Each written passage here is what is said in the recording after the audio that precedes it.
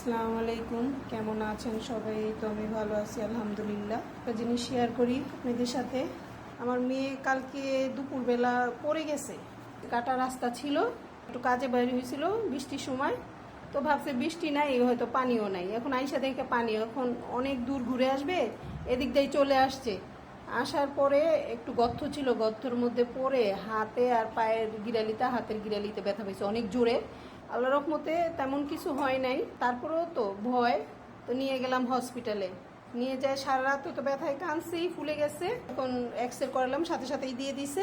বলছে তেমন কিছু হয় নাই, কিন্তু অনেক জোরে ব্যথা পাইছে, তার কারণে হাত ফুলে গেছে। তো 1 মাসের ওষুধ দিয়ে দিছে এখানে।